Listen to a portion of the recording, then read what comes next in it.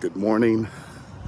I want to continue this thought of waiting on God by talking to you something related to the very first message in this mini series. I said, when we're not waiting on God, the warning light, if you will, is worry. I'm off in the future. I'm trying to solve tomorrow's problems with today's resources, and it's impossible to do. So it stresses my life.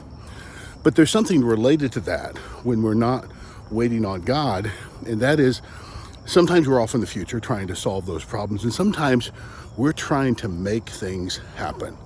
And we've probably all been guilty of this, where we really wanted something very badly, and it seemed like God was not working on our table, and so we got out there and we started trying to make things happen.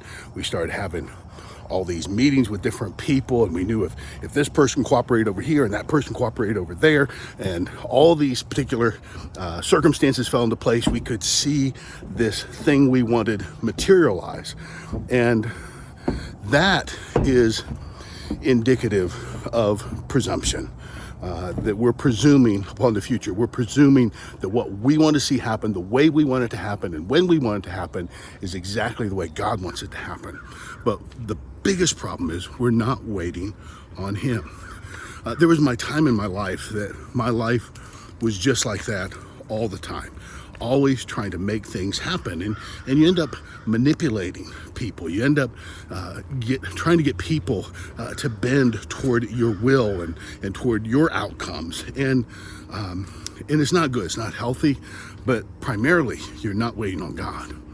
So during a time like this in my life, I went with my friend Lee to Colorado. We went to Steamboat Springs. We were going to do some hiking, and I had gone because I really felt like there was a lot of things in my life I needed some real clarity on, and I brought my journals with me, and I planned on praying and writing down everything God was going to say to me, because there was a lot of stuff I wanted to see happen. I wanted to know how it was going to happen. And the word that I got during that time was actually from Lee. And Lee quoted to me Isaiah 64:4, which basically says, "No eye has seen, no ear has heard, the kind of God that we have, who works for those who wait for Him." And we're talking, and he says to me, Keith, there's two kinds of people in the world.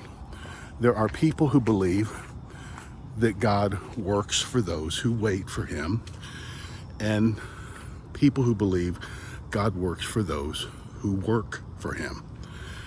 And I realize God uncovered my soul in that second statement, that I believed that because I was doing God's work for Him, that He was just going to make all these things happen because I was working so hard.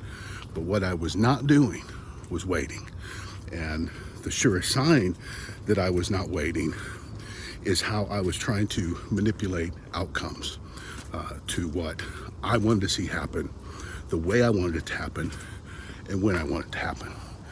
So my challenge for you today is to let go of this need to be in control of your future and your destiny, and to know that God works for those who wait for Him. He's at work in your circumstances. You don't have to make things happen when God is at work. He will make all things well in His time and in His way. God bless you. See you again real soon.